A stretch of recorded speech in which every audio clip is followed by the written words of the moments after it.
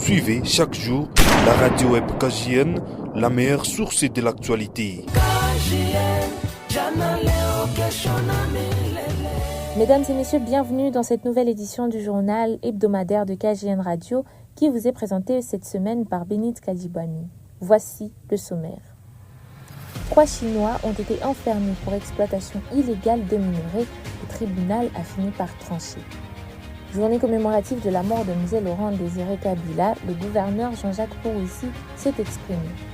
À Baguira, le bourgmestre, les conseillers communaux et la population ont été réunis dans un dialogue sous l'initiative de Youth for Peace. À Kabaré, les autorités ont appelé les jeunes à l'autoprise en charge. Bienvenue dans le journal. Ce 14 janvier 2025, le tribunal de grande instance de Bukavu a spécifié que les 3 Chinois qui ont été condamnés à 7 ans de prison seront rapatriés dans leur pays après avoir purgé leur peine en RDC et ne seront plus autorisés à fouler les pieds sur le territoire congolais. Le tribunal a ordonné la confiscation de 10 lingots d'or et de 400 000 $ qui étaient saisis dans les mains de ces Chinois au profit de l'État congolais.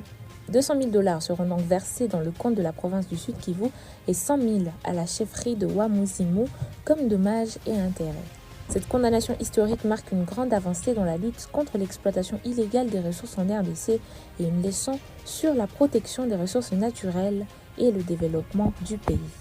Ce 16 janvier 2025, la journée qui commémore le 24e anniversaire de la mort de Mzee Laurent Désiré Kabila, héros national et président de la République démocratique du Congo, a eu lieu une cérémonie de pose de gerbes de fleurs au monument de Mzee Laurent Désiré Kabila à la place de l'Indépendance.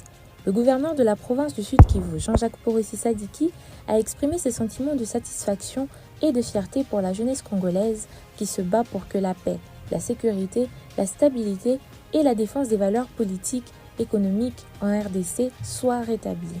Il a encouragé les jeunes à continuer de se battre contre l'injustice et la corruption, à continuer de défendre le Congo et le protéger par tous les moyens. Il a d'ailleurs profité de l'occasion pour spécifier que les minerais et ressources du pays doivent servir à développer la nation et non l'étranger et que nous ne devrions pas oublier le slogan du héros national, ne jamais trahir le Congo. Baguira Youth for Peace a organisé un dialogue constructif tripartite entre l'exécutif communal, les conseillers communaux et la population à travers la société civile de Baguira ce mardi 14 janvier 2025 dans le chapiteau à Baguira. L'objectif était de réunir les 3 parties pour essayer de réfléchir sur les problèmes et les pistes de solutions proposées par la population lors des tribunes d'expression populaire passées. Ils ont recommandé à la population d'aiguiser un sens d'observation afin de communiquer avec la société civile pour le bon fonctionnement de la communauté. Le bourgmestre de la commune de Baguira a confirmé que tous les problèmes identifiés sont connus par les autorités, mais ne connaissent pas de solution par manque de moyens. À Kabaré, dans le but d'éveiller la jeunesse, le conseil territorial de la jeunesse du territoire de Kabaré a organisé une rencontre ce mercredi 15 janvier 2025 dans la salle d'Anonoka Boyi Amiti. Pax Chanois nous en parle. Le manque d'emploi dans ce territoire donne naissance à une mentalité oisive chez les jeunes. En présence du représentant de l'administrateur de territoire et des différentes autorités, Blaise Mouroula, président de ce conseil, a tenu à rappeler à la jeunesse son rôle. Il a insisté sur le rôle clé de la jeunesse qui pourrait voir son destin s'améliorer si elle est bien accompagnée. Mesdames et messieurs, nous voici à la fin de notre journal hebdomadaire. Merci de l'avoir écouté. À la prochaine.